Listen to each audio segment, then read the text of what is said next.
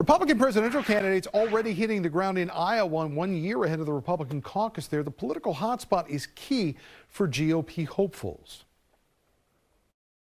As somebody who has run enterprises before, I will run the federal government the way it needs to be run. I don't think you have to be 80 years old to be in D.C. I really don't. Now, this morning, there is a lot of talk about the growing GOP field. Under former President Trump, Haley was the ambassador to the UN. Under official candidates include former Vice President Mike Pence, as we talked about a moment ago. Tim Scott possibly also courting voters as well. For more on the presidential hopefuls, we want to bring in our panel this morning. Democratic strategist Michael Williams and Republican strategist Jack Kalavritinos. We appreciate both of you being in here this Sunday. Jack, I want to start with you because, you know, we've been talking mostly about Republicans here.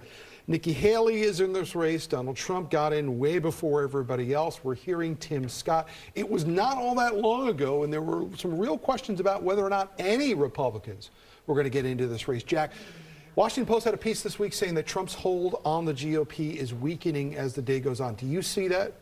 I think it is. I mean, I think you're right. You look at Nikki Haley's rollout. That was an A+.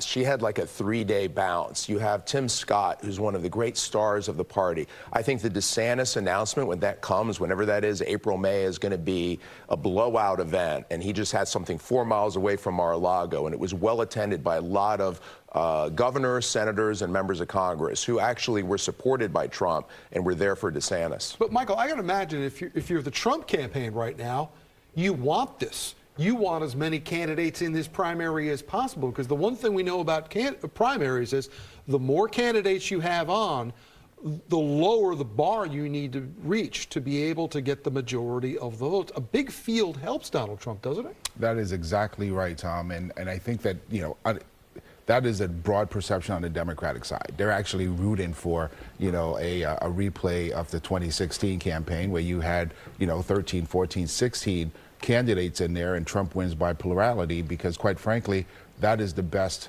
chance for President Biden in a re-election campaign. But it was very interesting this past week, Jack. One of these potential candidates, somebody we know pretty well in this era, former Republican Governor Larry Hogan of Maryland, said that he's more concerned about the state of your Republican Party than he is his own political fortunes, and that it would be a reason for him to not get into the race if he decided there were too many candidates all in.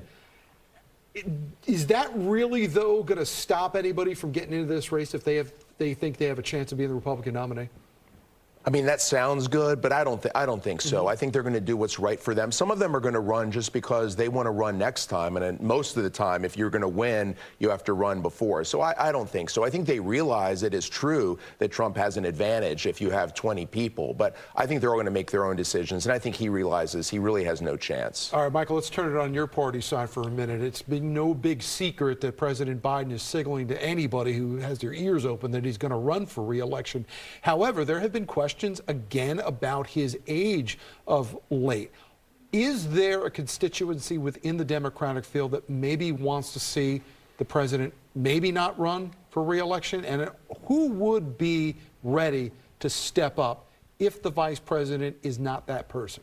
Well, yes, there is a constituency within the Democratic Party that are concerned about the age factor, and that sort of shows up in polls.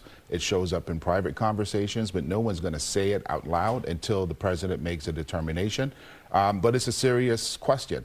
And with regards to who else is out there, that is a problem that Democrats have with regard to the bench.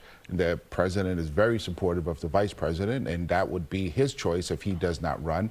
But I think that there is some concern as to whether or not she would be able to hold up, given the performance in Iowa and given the performance in the 2020 election. Let's throw out some names here for a minute. You know, the governor of Michigan, Gretchen Whitmer, has been somebody who's been named possibly as maybe somebody who can have a national stage as well. Gavin Newsom, the governor of California. It seems like there are a lot of Democrats that would be ready to go if this were to happen, but they're being very careful about not saying that right now. Well, yes, when you have a sitting president of your party, you don't want to front run, but each of those candidates, they have never run before, and that's important, right? And I think to a point that Jack made, yes, you run now to run later, but None of those people did run before. The vice president did, however, and I think that she would be the front runner if, in fact, the president decides not to run. As we sat here last week, what we did not know was that the president of the United States was on his way over to Ukraine in what became a dramatic beginning to the European trip that we knew that the president was going on, Jack. While that was going on, though, the people in East Palestine, Ohio, were still dealing with the effects of this train derailment. You know, this takes on a couple of different scenarios where you have a transportation issue here with this crash, but also a very serious environmental crisis as well, too. Republicans have been accused of trying to politicize this because they've been pointing at the Biden administration and saying, well, you have not been on the ground here. Is there validity to that, though? Pointing at the train company and saying, well, this is your fault, you have to clean it up, seems to be ceding some of the responsibility of why we have government in the first place to come in and deal with situations like this. You can believe in a lot of things at the same time. I mean, first, it's great that he went to Ukraine and shouldn't have put that off because of the derailment. But it really is a dereliction that you had no one from HHS early on. They're public health officials that live for surging into an area where there's a need.